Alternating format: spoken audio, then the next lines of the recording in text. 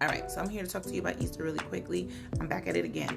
And so Easter is a pagan holiday. If you're a Christian, you should not be celebrating it. Why? Because it comes out of the Anglo-Saxon tradition to celebrate the new season and the goddess of fertility. Her name was Iostre, or Istre, which means Easter. And we celebrate Easter egg hunts to celebrate, obviously, eggs represent reproduction, fertility, new birth. All animals come from an egg, or most animals come from an egg. So that is the reason why you celebrate it in that manner. Now, Jesus died not on a Resurrection Sunday. Jesus died the eve of Passover. Why? Because the Pharisees could not kill him because it was a holy day on Passover. So what they did was they had Pontius Pilate, who was the governor over the Judea, kill him. All right. And so every year during Passover, they had the option to give up one prisoner. So it was for the Pharisees, because they had to give the Pharisees what they wanted because they didn't want rebellion.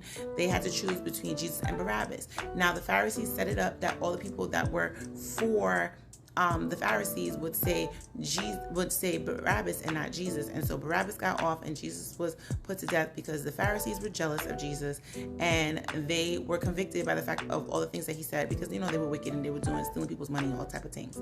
So the real reason why they tried to kill him is because they were afraid of him and they were afraid that he would have more followers than them. And so we should not be celebrating. Okay, so you might ask, okay, so what is all this about? Okay, well, Barabbas was a murderer. That's number one. Barabbas was a murderer, and they let him go, obviously, because the Pharisees, they wanted blood. They wanted Jesus was a problem. How dare you say you were the Son of Man? And technically, they got him on the technicality of blasphemy. Obviously, it's not a technicality because he was really Jesus, and he was really the Son of God, and he was really the Messiah. But they could not believe that a regular, schmegular man, in their eyes, was the Messiah and was ahead of them, the Pharisees, who were born into being a Pharisee. And obviously it was political because it was an issue of power. However, Pontius Pilate didn't really want to get involved because his wife warned him in a dream that he would be killing an innocent man and that he was a holy man, and he indeed was the Christ. So Pontius talked to Jesus. Jesus told him who he was, but he found no fault in him. But he tried to save him with the whole Barabbas, free one prisoner. They chose something else, so he was like, I wash my hands of it. But at the end of the day, he still killed Jesus because he didn't want no problems with Tiberius Caesar, who told him if he has any problems with this province of Judea, it was his head, and he didn't want it. So he was like, let me keep the peace because I don't need no rebellions from these Jewish people because of the Pharisees, so we're gonna kill Jesus. Now, fast forward. When did Jesus die? He died in the year of Nisan. He died in the month of Nisan, which is April 3rd, AD 33. Okay, so we are celebrating what? Because Easter has nothing to do with Jesus, okay? And Resurrection Sunday, he ain't died on no Sunday, okay? And even if he did, it's not the same day every year.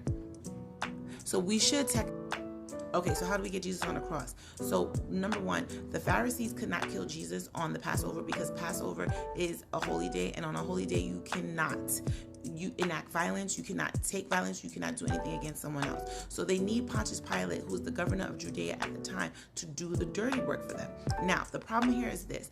Pontius Pilate is like, yo, I don't see nothing wrong with this man. He seems like a good man to me. I don't find any fault with him. Why am I killing him? So what he does is he knows that the Pharisees want blood. He knows the Pharisees are up to no good. So what he says is, you know what?